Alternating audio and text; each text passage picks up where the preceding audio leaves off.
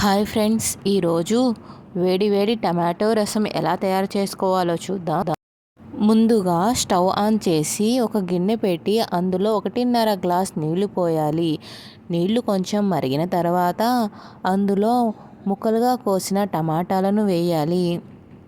అలాగే కొంచెం చింతపండు, పసుపు, ఉప్పు వేసి టమాటా ముక్కలు బాగా మెత్తగా అయ్యే వరకు హై ఫ్లేమ్లో ఉడికించుకోవాలి. రసం పౌడర్ రెడీ చేసుకోవడానికి ఒక ప్యాన్ పెట్టి ప్యాన్ హీట్ అయిన తర్వాత అందులో 1 స్పూన్ జీలకర్ర, 1 స్పూన్ మిరియాలు, పావు స్పూన్ మెంతులు, 3 ఎండుమిరపకాయలను కట్ చేసి వేయాలి. అలాగే 7 నుంచి 8 వెల్లుల్లి రెబ్బలు, కొంచెం కరివేపాకు, 5, 6 కొబ్బరి ముక్కలు వేసి దోరగా వేయించి పచ్చాగా మిక్సీ పట్టాలి.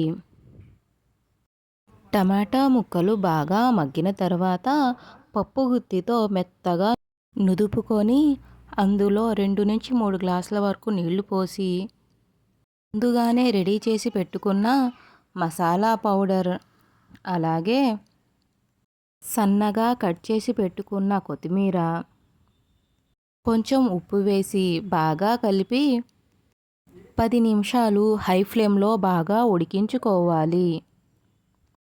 ఇలా టమాటా రసం బాగా ఉడికిన తర్వాత పోపు రెడీ చేయాలి.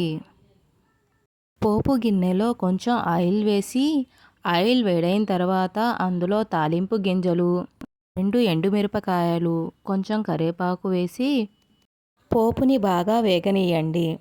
ఇప్పుడు ఈ పోపుని టమాటా రసంలో వేసి 5 నిమిషాలు మరిగించుకుంటే ఎంతో రుచికరమైన టమాటా రసం రెడీ. ఇలా వేడి వేడి అన్నంలో టమాటా రసం కలుపుకొని చికెన్ నంచుకొని తింటే అబ్బా ఎంత కమ్మగా ఉంటుందో. Please like, share and subscribe our channel. Thank you.